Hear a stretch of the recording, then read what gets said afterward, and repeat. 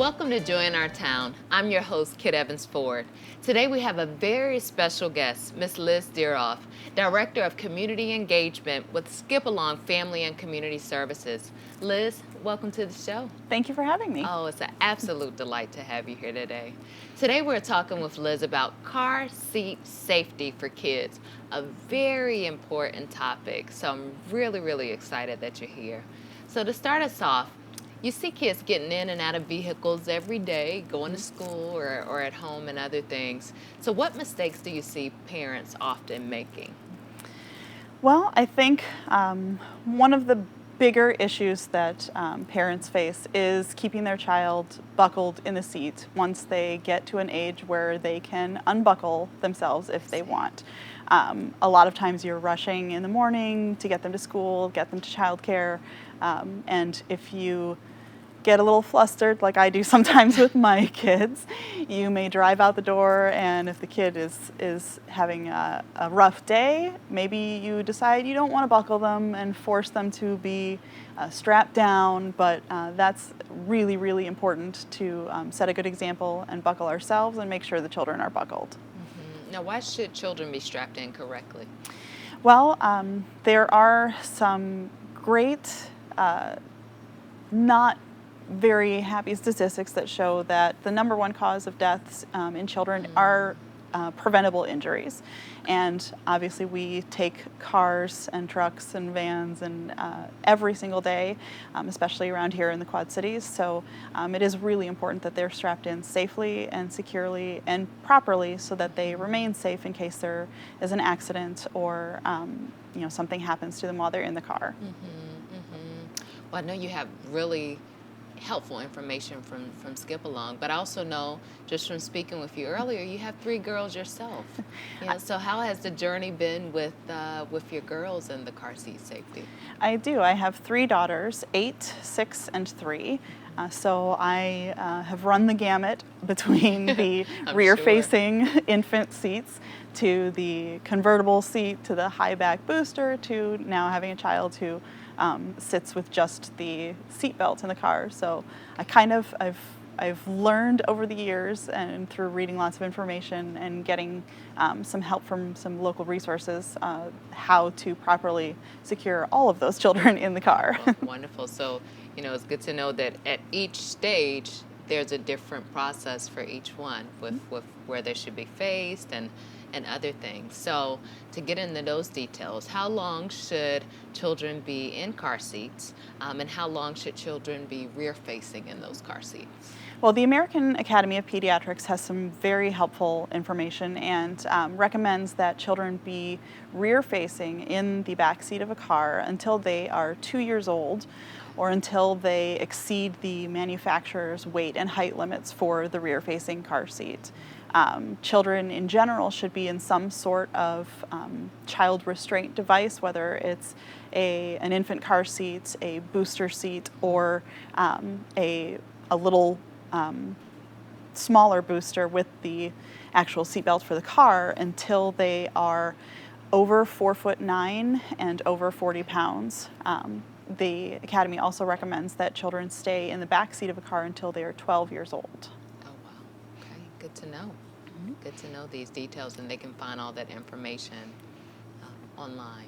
Absolutely. All of that information, including some helpful images and things that show which car seat is appropriate for which child, are available through the American Academy of Pediatrics. This morning I also did see that there is an app for that.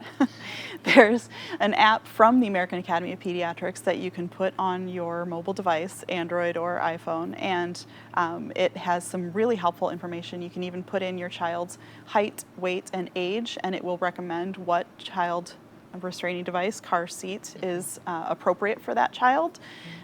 It will go to a product listing so you can see which brands of that seat are available and get a little bit more information.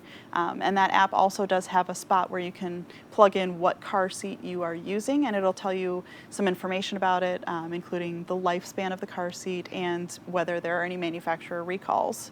So very helpful resource that you can And get. that's another question about the recalls. I know I'm a new mother, so I have a 4-month-old now, and I know when we were getting the car seats and other things, there was information on that you have to send to the manufacturer, and I'm not sure if that was based on recall or not. But how can someone find out if their car seats have been recalled? Because that's really important information. Absolutely. It's definitely important to keep up to date on some of those things. There are, just like cars and other products that have parts or things that don't work properly. If the car seat doesn't work properly, it's not safe for your child. So definitely keeping an eye on those manufacturer recalls is a very good way to keep your child safe. Consumer reports can tell you what products have been recalled, and you can also, you mentioned the card that comes with your car seat when you've got all that packing material and everything else you take out of the box. There's a little card to register your car seat with the manufacturer, and if you take just a minute or two to fill out that information and mail it in. It's a little postcard, or a lot of times the manufacturers will have a website link on their website that you can go to fill that information out online. When you do that, they will send either through email or through mail information regularly that tells you if they have one of their models that matches your car seat that has issues or has been recalled. You'll get that information right away. So very helpful. A lot of times when that does happen, the manufacturer will issue you a refund or ask you to take it to the store where you can exchange it for the model that is appropriate. So a lot of times that's something that the manufacturer will do, and very helpful, so you don't have to worry about spending more money for another car seat. They will help you out with that to make sure that your child's safe. Yeah, and I know that's one thing that you mentioned when we were talking, just the sometimes the cost of car seats can be kind of expensive for some, but knowing that, it's important to put that as a priority for the safety of our children. Definitely, and there are some less expensive versions. We talked before about the convertible car seat, which is one that's designed to last through your child's young life a little bit longer. And there are lots of those popping up now, which are definitely a safe option if they're installed properly according to the manufacturer's guidelines. They can go from rear facing to forward facing to booster seat style, and then you can have just one little bit more expensive car seat, but you can keep it a lot longer and extend the lifespan of that car seat for your child. Okay, now should car seats have a shield or harness as well?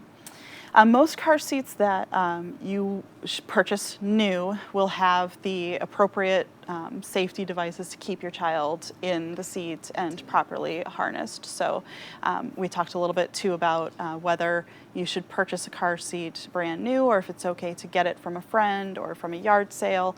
And the American Academy of Pediatrics, as well as state officials and the fire departments, recommend that you definitely try to buy new as much as possible.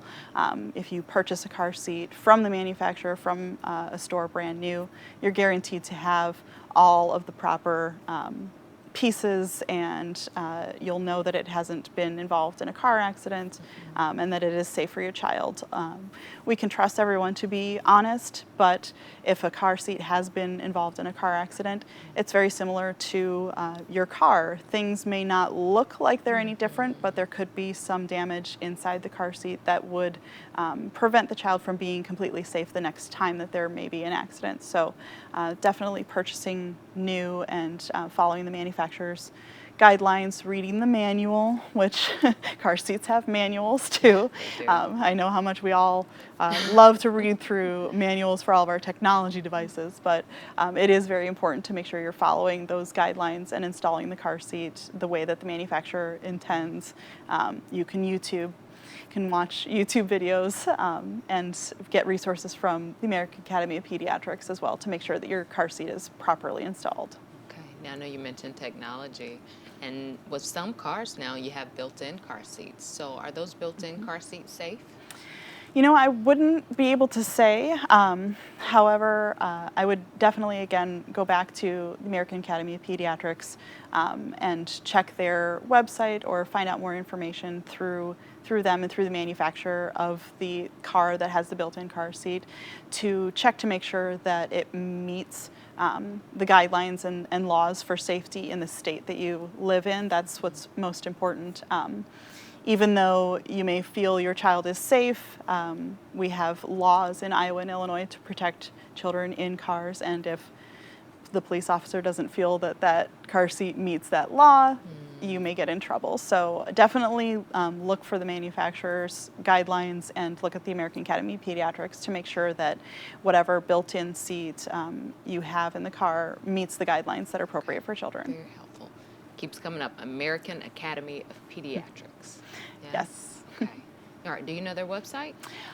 They have a website called healthychildren.org. Healthychildren.org. That has all of that information. It's focused on children specifically, so there's car seat safety as well as other resources that you can find, videos and tutorials on how to install car seats, lots of really good information. It sounds very helpful. I'm taking a note of it, healthychildren.org. Yes. Well, if someone wants to have their car seat inspected, where can they go? Well, each of the local fire departments hosts a day during the month or has kind of an open policy for bringing in your car seat to have it inspected. They have certified car seat technicians at every station that offers the car seat safety checks, so you can be guaranteed that you're getting the right information from the right person. Each of the local cities, Bettendorf, Davenport, and Moline particularly, have on their websites the day of the month and the timing that each of their fire stations does the car seat safety checks. So definitely check that information or call your local city department officials and find the right information to the fire station that would help. But they're always willing to help, and a lot of times they will schedule events where they go to a school or another child care center or someplace else and do a car seat safety check. So kind of keep those things in mind and check for that information periodically. Okay, so there are community resources around to help us Absolutely. with the car seats. I know one question I had, I know you'll go into the stores often, or I'll go into the stores often and see all the, leopard fuzzy things or really pretty pink that have a little girl. So, that you can put in the car seat around their neck and other things. But I've read that some of those things as far as the car seat being safe, just use what's provided with the car seat and not buy all of those nice, fuzzy, cute things. Is that true, or what advice would you give on the temptation of all the cute, fuzzy car seat accessories? Sure, yeah. There are lots of accessories that are made by the manufacturer of the car seat. So, Graco makes some Graco accessories and Chico makes some Chico accessories. What's recommended, again, by the American Academy of Pediatrics is to, if you need some extra supports or extra accessories, to purchase the ones that are made by the same manufacturer as your car seat. Again, there are some ways that you can home make some pieces to help your child be more comfortable. If you have a very small infant, like I did, all three of my children were a little bit small. You put them into that infant car seat thinking this is going to be just the right size, and then they just are so tiny inside of that, and you worry they're going to bounce around a little too much and everything's going to be loose. There are ways to keep them a little bit more comfortable by putting a rolled up blanket on either side of them. That's sweet. And by doing either a little blanket roll or even kind of folding a diaper and putting it in between where the seatbelt comes up between their legs. There's those kinds of things that you can do. Again, the American Academy of Pediatrics has some great videos and some images to show you how to properly do that. And again, they recommend not putting anything behind the child or in between the harness and the child to make sure that they stay safe. All right, really helpful, practical information.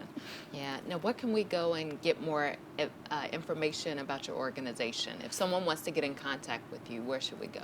Sure. We have a website as well, of course, skipalong.org, and there's lots of information about our child care centers that we have throughout the Quad Cities.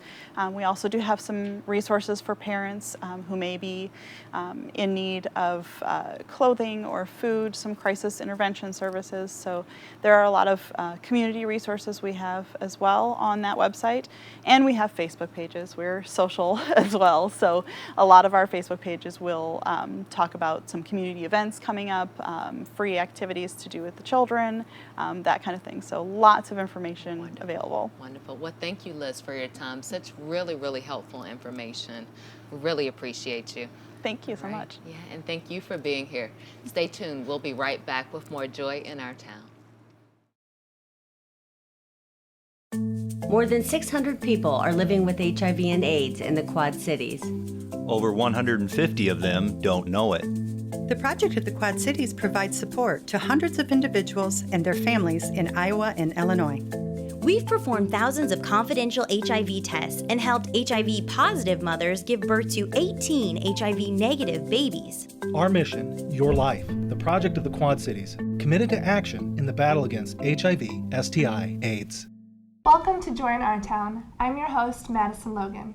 Today we are at Habitat for Humanity Restore, talking with founder and director Cindy Kuhn. Today, Cindy is going to talk with us about the importance of recycling.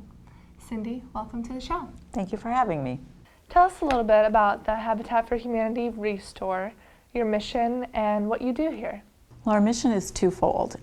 The first part of it is to save good construction materials and other things from the landfill. And the second part is to support the work of Habitat for Humanity. So it's kind of a double mission. We started out just taking construction materials, doors, windows, plumbing materials and things like that. And over the years we've added appliances and furniture to our inventory. So primarily we serve the Quad City area, but we do have customers and donors bringing things from quite a distance. We have a lumber yard, for instance, bringing things from us from Prophetstown, so that's really nice because they just don't want to throw the things away. We have customers that come from Muscatine and from Chicago and all those kind of places, so people will travel to find the right things for their homes. What are some of the problems associated with having too much waste material? In our society, we live in a pretty throwaway kind of society. We have a lot of building materials that are in the works because somebody wants to remodel. We might like to change the color of things. We might like to change the styles way before something is ready to be thrown away. So even doors and light fixtures and bathroom cabinets and things like that, we get a lot of those things that are perfectly good, but they're out of style. They might be, old and people want something newer. So the problem is it's really not right to throw those things in the landfill and fill our landfills with those kinds of items, and there are a lot of people that can use them. So it's nice to be that intermediary where we can take things that people don't want anymore and make them available to people who can use them. We have always kept track of how many pounds that we divert from landfills, because if you come in our store and you look around, pretty much all the things that are in there could potentially have been thrown away if we weren't there to take it. And over the years, we've saved 10 million pounds from being discarded into the landfill. So that's both the merchandise that we sell, and then we also do a scrapping operation with some of the things that aren't sellable, but we can scrap and recycle the materials. When materials come here, what happens to them? The first thing that happens is we unload them. We offer a receipt to our customer for donation receipt for tax purposes. Our guys will unload and process the materials, the couches or the cabinets or whatever, the doors, and put them out for sale. And the public can shop at our store. It's kind of like a Goodwill store, a kind of cross between Goodwill and a Lowe's type of store. And we're open to the public so people can come in and buy the things. It's always fun because sometimes people will have a particular style door that they're looking for instance, and they can come in and maybe find a 50-year-old door that just matches what they've got in their house. So that's really rewarding when that happens. What are some of the community benefits of using recycled materials? I like to say, we're kind of a win-win-win situation. It's a win for the donor because that person doesn't have to fill their garbage cans or their waste with an item that's still perfectly good. It's a win for the customer who comes in and is able to purchase something at quite a discount. And then the third group that wins is Habitat for Humanity, because we support the work of building homes for people who need simple, decent, affordable housing. And the profits that we make support that effort, and so it's a win for those folks as well. What can we do to encourage people to think more critically about consumption and waste? It's hard because we always, at least when I was growing up in the 70s, there was a lot more, I think, conversation about reuse and recycling, and I think it's gone out of vogue and is maybe coming back into style a little bit. Letting more people know that places like the Restore are there helps environmentally quite a lot, because if somebody buys a door or a window from us, then we're not, the resources aren't being utilized to manufacture a whole new product, and that saves across the board. How would you answer critics who say that it takes too much time or too much effort to reuse? That happens a lot. A lot of times a contractor will be reluctant to maybe donate the things, and we get a lot of calls from people who say there's construction going on in their neighborhood and these contractors are just throwing things in the dumpster and it really upsets them. Why don't we come and get the things? And sometimes the contractors will tell us, well, it's just quicker to throw it away. We do try to work with people as much as we can to try to get them picked up if somebody has something that they want to donate to us. We'll work with, like if a kitchen is being remodeled, we'll try to coordinate so that the kitchen comes out on a Monday, we can try to pick it up within a day or two if it's stored in the garage or something like that. So we've tried to work with our donors to make sure that we get there in a timely manner. And a lot of contractors are really good, and they bring things to us. They don't like to throw things away. So, but it's hard. There will always be people that it's quicker and it's more expedient to just toss it, and it's more expensive. And in the long run, for our environment, it's not a very good situation. So, what are some of the strangest items that the Restore has received? We've gotten some really unique items. One of the things that we do is we go out and harvest, we call it, from buildings that are going to be torn down. And it's really nice if the owner, before they send in the wrecking ball, will let us go in and salvage. And we did several years ago, we harvested from a place called the Villa, which was an old mansion in Rock Island, and we got grotesques. They were, big concrete faces, and they were really, really cool. It was so neat to be able to save that from landfill. Also, we've gotten cupolas from garages. We've gotten little gazebos and things like that. One of the more recent things we got is from another school in Rock Island, the Audubon Elementary School. We took down blackboards that were going to be just demolished, and some of our volunteers cut those blackboards into smaller pieces, and then they made little tiny blackboards out of them, so people who went to that school or taught at that school could have a little memento from the school. So those are fun things for us to be able to participate in that really help the community, feel good about, letting go of something. They can still have a piece of it. How does the Habitat Restore address some of these environmental concerns? We address some of the waste diversion issues by, actually taking the items out of what would have been a waste stream and converting them into products that people can use. We take a lot of cardboard. We recycle that. We don't take cardboard from individuals, but the cardboard that we use in the process of what we do gets recycled. Metal gets recycled, and so from an environmental standpoint, we try really hard to not throw things away. We've also recently gotten to where anything that's wood waste on our end that doesn't sell, we will put that in a wood dumpster, and that gets recycled as well. So over the years, we've found a way to recycle more and more of the products that we take in. So that's been good. We also have tried to make our building really energy efficient as well, and so that feels good. Do you have any general tips for recycling that you'd like to share with our viewers? It's funny because that old saying, what one man's trash is another person's treasure, is so true. And a lot of times I'll be bringing an item out for a light fixture, for instance, and I'll be putting it out on the floor, and I'll think, boy, I don't know if anybody's really going to want that light fixture.